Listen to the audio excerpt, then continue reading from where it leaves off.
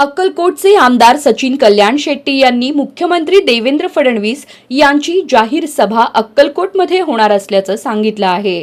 30 November रोजी सकाळी 10 वाजता मंगळुरे प्रशाला शेजारी असलेल्या मैदानात फडणवीस यांची सभा होणार असल्याचं सांगितलं आहे। यावेळी पत्रकारांशी बोलताना त्यांनी सिद्धाराम म्हेत्रे यांच्यावर देखील टीका केली। बघा काय म्हणाले सचिन कल्याण शेट्टी। दादा, मित्र पक्षात असलेले आपले एकनाथ शिंदे साहेबांची जे आहे की सभा झालेली आहे, भाजपचं इथं जे तुल्यबळ जास्त दिसतंय, कसं पाहताय?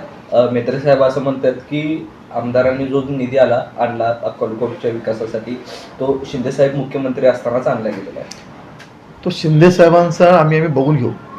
महायुतीत शिंदे साहेब आम्ही सगळे एकत्र लढलो, एकत्र सरकारमध्ये काम करतो।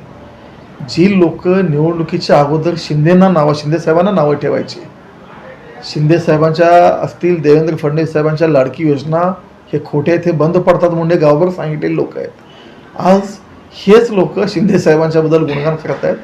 तर हे पुतना मावशीचं प्रेम किंवा ह्यांचं हे लबाड प्रेम आहे, हे काय खरं नाही आहे। हे आपापल्या सोयीसाठी शिंदे साहेबांचा आधार घेण्यासाठी हे राजकारणात आलेले आहे। ह्यांचं काय हिंदुत्वावर प्रेम नाही ना, शिंदे साहेबांवर ना शिवसेनेवर प्रेम, हे आपलं अस्तित्व टिकवण्यासाठी शिवसेनेत गेलेले लोक आहेत। त्यामुळे त्यांच्या म्हणण्याला खूप अर्थ नाही आहे, त्यांचं जास्त मी त्या गोष्टीत दखलही घेत नाही। नगर परिषद निवडणुकांचा प्रचार आता शेवटच्या टप्प्यामध्ये आलेला आहे। काही दिवसांपूर्वी इकडे उपमुख्यमंत्र्यांची सभा झाली, मुख्यमंत्र्यांच्या सभेबद्दल काही माहिती? माननीय मुख्यमंत्री साहेबांची 30 नोव्हेंबरला अक्कलकोटला सभा होते। तिन्ही नगरपालिका जिथं भारतीय जनता पार्टी एकमेव आमची एकच पार्टी अशी आहे की जे तिन्ही नगरपालिका लढवते, त्यामुळे तिन्ही नगरपालिकेच्या संयुक्तरित्या एकच अक्कलकोटला माननीय मुख्यमंत्री साहेबांची सभा 30 तारखेला होत आहे।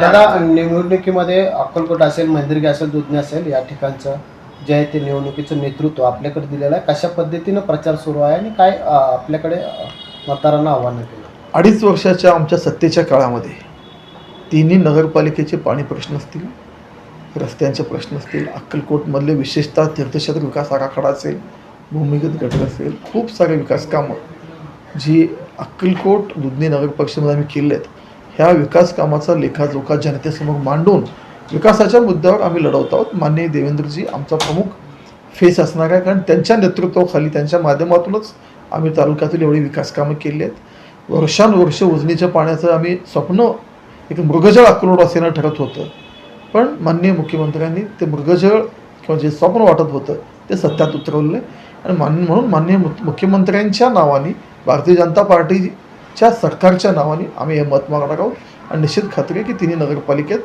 भारतीय जनता पार्टीचा झेंडा फडकेल। प्रत्येक तिन्ही नगरपालिकेमध्ये भाजप स्वबळावर लढते। 3 तारखेचा निकाल काय अपेक्षित? 3 तारखेला 100% तिन्ही नगरपालिकेवर भारतीय जनता पार्टीचा झेंडा फडकावलेला असेल। 3 पैकी एकाही नगरपालिकेवर मागच्या निवडणुकीत ना काँग्रेसचा सत्ता होती, ना शिवसेनेची होती किंवा अन्य कोणाच्या पार्टीची नव्हती। तिन्हीकडे म्हणजे दोन्हीकडे तर भाजपचे नगराध्यक्ष होते आणि जे महेंदरगीचे आघाडीचे होते तेही भाजपमध्ये प्रवेश केले होते।